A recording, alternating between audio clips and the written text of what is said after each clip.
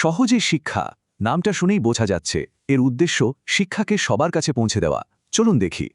এর মূল লক্ষ্যটা কিন্তু একদম সোজাসাপটা, সবার জন্য বিনামূল্যে পড়াশোনার সুযোগ করে দেওয়া।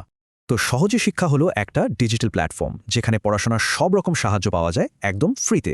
পড়াশোনার পথে সবচেয়ে বড় বাধা কি? খরচ আর ভাষা, তাই না? এই প্ল্যাটফর্ম দুটো সমস্যারই সমাধান দিচ্ছে। আর দেখুন, ইংরেজি আর বাংলা দুটো ভাষাতেই এটা ব্যবহার করা যায়, ভাষার কোনো বাধাই থাকছে না। এখানে শুধু পড়ার জিনিসই নেই, দরকার পড়লে সাথে সাথে সাহায্যও পাওয়া যায়। এর বিষয় সারণী সেকশনে গেলে পড়ার সব টপিক এক জায়গায় সহজেই খুঁজে পাওয়া যায়। আর সবচেয়ে মজার ব্যাপার কি জানেন? সরাসরি হোয়াটসঅ্যাপে সাপোর্ট পাওয়ার সুযোগও আছে। মানে প্রসেসটা খুবই সহজ। সাইটে যান, টপিক বাছুন আর সাথে সাথে সাহায্য নিন। আচ্ছা, এত সব দারুণ কন্টেন্ট তো আছে, কিন্তু এগুলো কি প্রোটেক্ট করা হয় কিভাবে? একটা ছোট্ট কিন্তু দারুণ উপায়। এখানে রাইট ক্লিক করে কোনো কিছুই কপি করা যায় না। তার মানে এখানকার জিনিসগুলো যেন ঠিকঠাক থাকে সেদিকেও কিন্তু পুরো খেয়াল রাখা হয়েছে।